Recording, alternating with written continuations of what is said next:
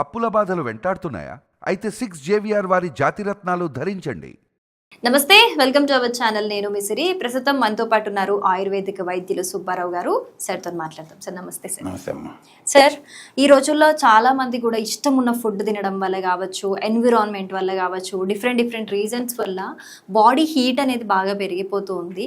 ఎన్ని రెమెడీస్ చేసినా కూడా అది తగ్గట్లేదు అని చెప్తూ ఉంటారు. సో ఆయుర్వేదిక్లో ఏదైనా ఈజీ రెమెడీ ఉందా సార్ బాడీలో హీట్ని తగ్గించుకోవడానికి, వేడిని తగ్గించుకోవడానికి? ఆయుర్వేదంలో లేని వస్తువు అనేది లేదమ్మా, ఏ లేని జబ్బుకు మందు లేదు. మీరు అడిగారు కదా, చెప్తున్నానమ్మా. ఆయుర్వేదంలో హీట్ని మంత్రించినట్టుగా తీసేటువంటి చెట్లలో ముఖ్యమైనది దూసరి తీగ. దూసరి తీగ ఇలా ఉంటుంది సార్. దూసరి తీగ, దీని ఆకులు ఇలా ఉంటాయి. ఈ దూసరి తీగని ఆకులు తీసుకొచ్చేసి శుభ్రంగా కడిగి మిక్సీలో వేసేసి ఒక గిన్నెలో పోస్తే 2 నిమిషాల్లో అది ఐస్ గడ్డలా తయారవుతుంది. ఫ్రిడ్జ్లో పెట్టకుండానే. అలాంటి ఐస్ గడ్డ మీద కొద్దిగా పంచదార వేసుకోవచ్చు.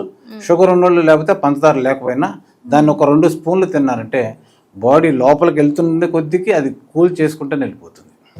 ఒక్కసారికే పనిచేస్తుంది మేడం. అట్లనే ఎక్కువ తింటే మాత్రం జలుబు చేస్తుంది, కాబట్టి తక్కువ తినండి.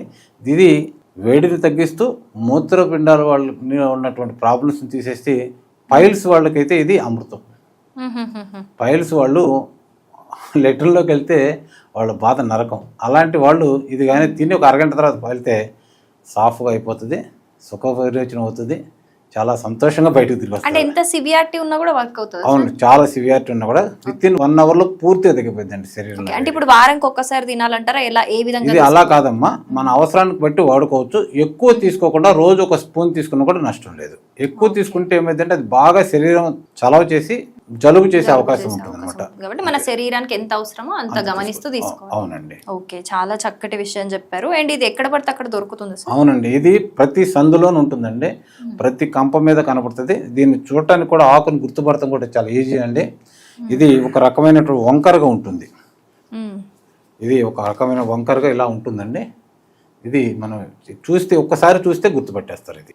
సో చాలా మంచి ఇన్ఫర్మేషన్ చెప్పారు అండ్ చాలా ఈజీ కూడా. అవును మేడం. సో ఇది ఎక్కడ పడితే అక్కడ దొరుకుతుంది అంటున్నారు కాబట్టి ఇంకా చాలా ఈజీగా ఫైండ్ అవుట్ చేసుకోవచ్చు. అవును మేడం. మంచి ఇన్ఫర్మేషన్ ఇచ్చారు. Thank you so much. Thank you madam.